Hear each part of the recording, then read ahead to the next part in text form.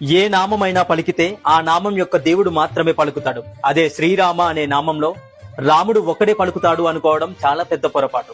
శ్రీరామ అనే నామం జపిస్తే 6 దేవతలు పలుకుతారు. అది ఎలాగో చూద్దాం. రామ అంటే శ్రీరామచంద్రుడు పలుకుతాడు అని మనందరికీ తెలుసు. రామ అనే నామం పలికిన చోట, ఉన్న చోట అందరికన్నా ముందర వచ్చి ఆ నామాన్ని విని ఆనందించేది నిస్సందేహంగా స్వామి హనుమంతుడే. శ్రీరామ, శ్రీ అంటే మాతా లక్ష్మీదేవి, రా అంటే శ్రీ మహావిష్ణు. ఓం నమో నారాయణాయ అనే మంత్రంలో నుంచి రా అనే జీవాక్షరాన్ని తీసుకున్నారు. మా అంటే శివుడు. ఓం నమ శివాయ అనే మంత్రం నుంచి మా అనే జీవాక్షరాన్ని తీసుకున్నారు. శివుడు హనుమంతుడి రూపంలో ఈ భూలోకానికి రాముడికి సేవ చేయడం కోసం వస్తున్నప్పుడు మాతా పార్వతీదేవి నాకు కూడా ఆ అదృష్టం కావాలి అని అడిగిందట. అప్పుడు శివుడు ఇలా అన్నాడట, ఈ అవతారంలో హనుమంతుడు బ్రహ్మచర్యాన్ని పఠిస్తాడు కాబట్టి నిన్ను తీసుకువెళ్లడం కుదరదు దేవి పార్వతి అని అన్నాడు మహాదేవుడు.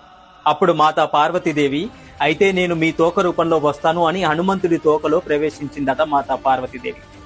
మరి రామ అన్నప్పుడు హనుమంతుడు వస్తే మాతా పార్వతీదేవి కూడా వచ్చింది కదా. శ్రీరాముడు, హనుమంతుడు, లక్ష్మీదేవి, శ్రీ మహావిష్ణువు, శివుడు, మాతా పార్వతీదేవి ఒక్క నామం పలికితే ఈ 6 దేవతలు వచ్చి ఆశీర్వదిస్తారు. అందుకు Download ShareChat.